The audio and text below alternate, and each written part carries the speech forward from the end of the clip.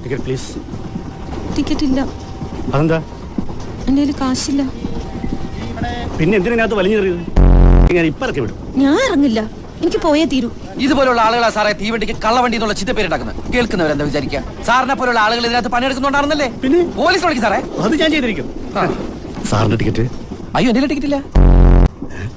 പിന്നെ താൻ എന്തിനാണ് ഇത്ര വലിയ വർത്തമാനം പറഞ്ഞത്? ടിക്കറ്റ് ഇല്ലെങ്കിൽ 6 മാസം തടവാ. ആര് തടവും? ഞാൻ തടവോ സാർ തടവോ? 2 ടിക്കറ്റ് എടുത്തോ. 2 ആൾക്കും? ഒന്ന് എനിക്കും പിന്നെ ഒന്ന് തീപ്പെട്ടി കുളിക്കും. 1450 രൂപ 50 വയസ്സുണ്ടെങ്കിൽ എന്തോ ഒരു ഏത്തപ്പഴം വാങ്ങിച്ച് പുഴുങ്ങി തിന്നാം. അല്ല ഏട്ടാ, అలా చెన్నది మేటతే ఏమండి నాకు అర్థమైంది చెప్పండి. అదే మీరు తెలుగులో చెప్పండి. ഞാൻ ഇത്ര നേരം പൊട്ടന്റെ മുമ്പിൽ സംകൂതിരുന്ന ഒന്നുമില്ലേ? ഓ അതിന് ഭാഷയില്ല. കാശ് ഞാൻ അയച്ചു തരാം. 1550 കിടന്ന് കുരക്കണ്ട. തന്റെ അഡ്രസ് പറ. നീ എന്റെ അമ്മയുടെ വീട്ടിലേക്ക്. എനിക്ക് അഡ്രസ് ഇല്ല.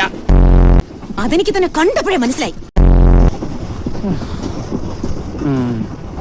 പാടില്ല. നിർത്തോ. കുറെ നേരം തന്നെ തൊഴുന്നു. ഞാൻ ഹനുമാൻ സമയം എന്നിട്ട് പോടോ. അവന്റെ മുമ്പ് തൊഴുകല്.